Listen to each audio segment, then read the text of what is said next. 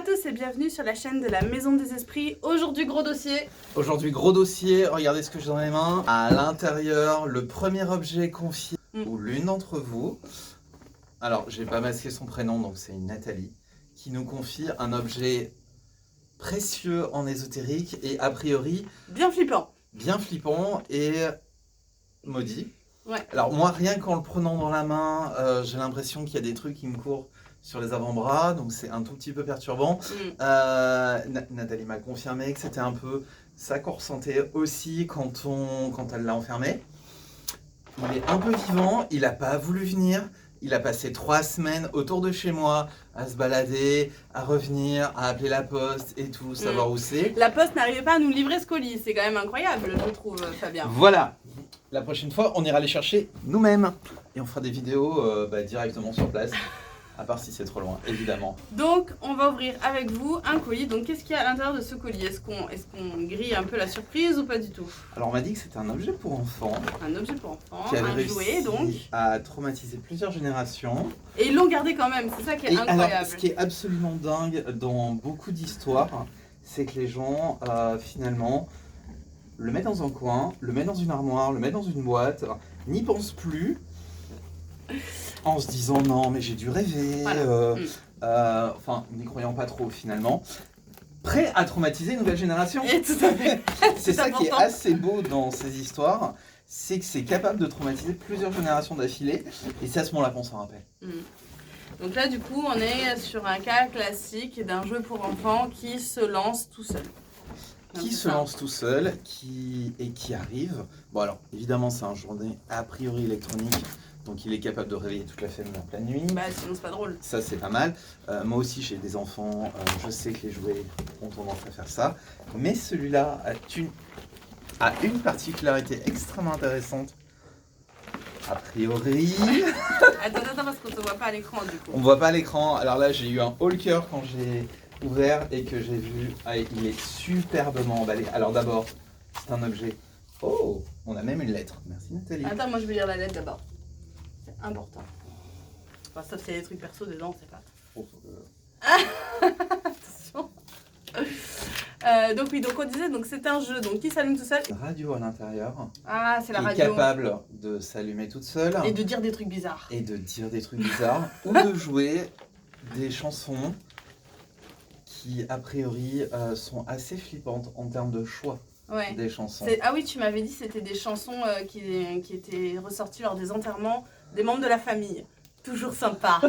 Voilà, donc chouette. Il faut imaginer en pleine nuit, la voiture nous réveille, on est un peu la tête dans le pâté, on va dans le couloir pour l'arrêter, et au moment où on la prend, arrivent toutes les chansons qu'on a entendues au dernier enterrement dans l'ordre. Oui. Et il paraît que ce moment précis, après qu'il ait grésillé et fait des voix un peu démoniaques déjà, mais ça on a l'habitude un peu des postes, oui, bon. qui font un peu du bruit blanc, c'est un peu impressionnant en pleine nuit quand on est fatigué, mais ça va.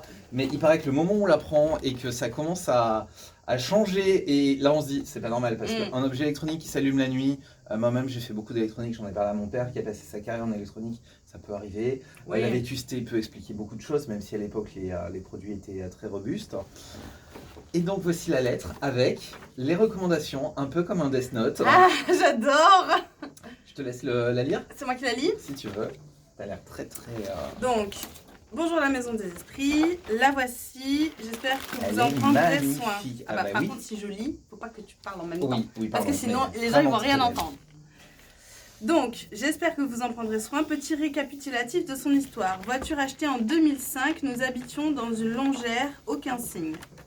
En 2010, nous habitons dans une petite villa neuve, location suite à un divorce. Quand, ou plusieurs nuits, la radio s'allumait et on entendait un cri. Ah, on entendait un cri! Chouette! Ma fille n'arrêtait pas de me dire « La dame va encore crier, j'ai peur ». J'ai donc enlevé les piles et rangé la voiture dans un carton au garage. Éteinte, donc, depuis 14 ans.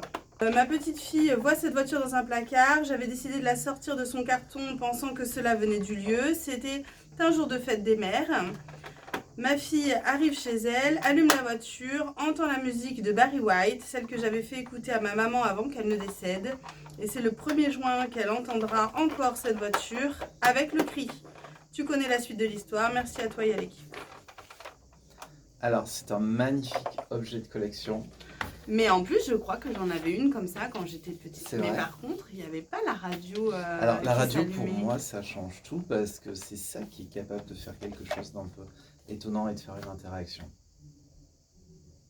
Donc, je ne sais pas si vous voyez bien à la caméra, mais enfin, en tout cas, c'est un magnifique objet, absolument incroyablement grand et extrêmement chargé. Effectivement, il est très Non, mais j'y impressionnant. tiens Voilà, pas. ok. Te pollue-toi si tu veux. Moi, ça, Donc j'ai déjà c'est tenu un le carton, objet ça absolument parfait. Merci beaucoup à Nathalie Mm. de sa confiance.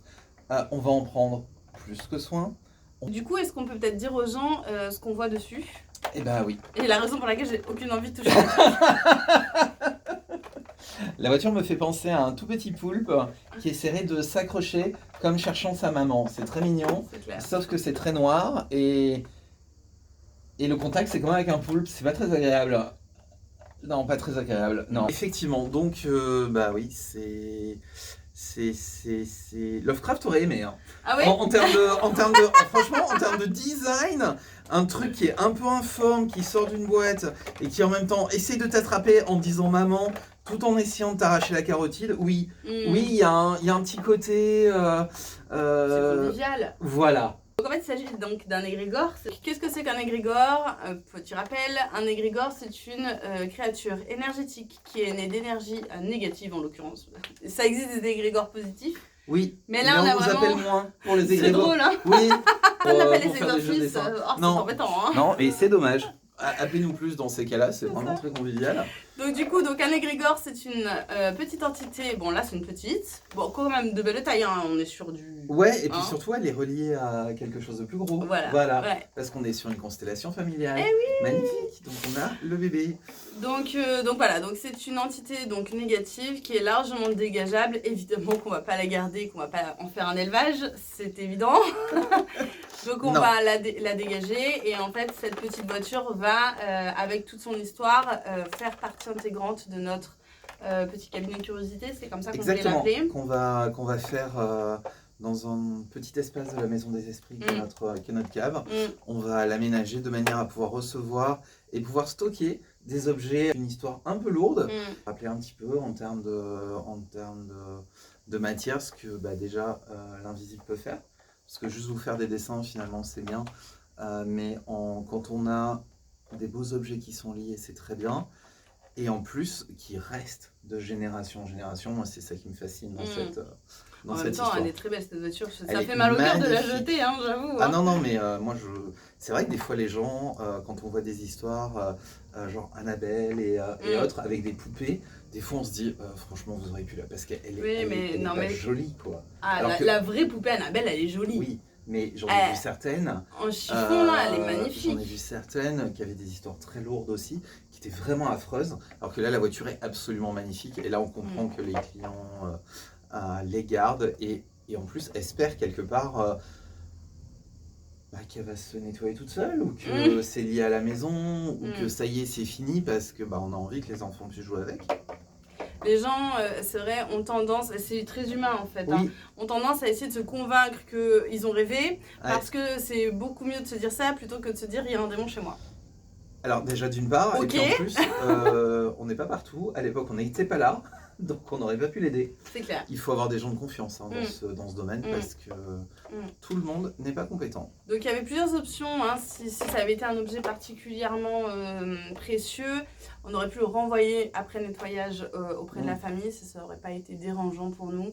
Bon là en l'occurrence ils ont fait le choix de nous l'offrir, donc on est ravis parce que du coup c'est la première pièce donc, de notre petit Exactement. musée des horreurs, on adore. Exactement. Mais voilà. J'avais envie, dites-moi ce que vous en pensez, j'avais envie de commencer à vous faire des petites vidéos avec des histoires d'exorcisme qu'on peut vivre et avec des traits d'horreur, mais c'est du 100% vécu, hein. C'est pas du fantastique, c'est pas de l'inventé, c'est vraiment des anecdotes d'exorcisme. Si ça vous intéresse, laissez-nous un commentaire et n'oubliez pas de vous abonner. Et aussi, petite communication complémentaire, si vous avez des objets comme ça, un peu chargés, avec une histoire, ou encore un petit peu On m'a déjà parlé, il y a des clients qui, d'ailleurs ceux qui nous en avaient parlé et qui nous avaient donné l'idée de faire ce cabinet de curiosité, c'est des clients qu'on va bientôt recontacter, qui avaient un grimoire d'horreur. Oh oui. Là, le grimoire, oui, tu étais en transe quand je t'en ai parlé. Est-ce qu'on n'est pas loin du rêve de tout exorciste? Un grimoire maudit, même avec des pages blanches, même où il n'y a rien écrit dessus, c'est déjà magnifique. Ah oui. Oui. Ah oui. Moi, j'adore. Voilà. Donc, merci encore énormément à tous ceux qui nous font confiance. Et merci à tous ceux qui vont pouvoir prendre contact grâce à cette vidéo et nous transmettre leurs objets. Voilà. Et nous les confier. Merci beaucoup. On vous fait plein de gros bisous. Bye. Prenez soin de vous.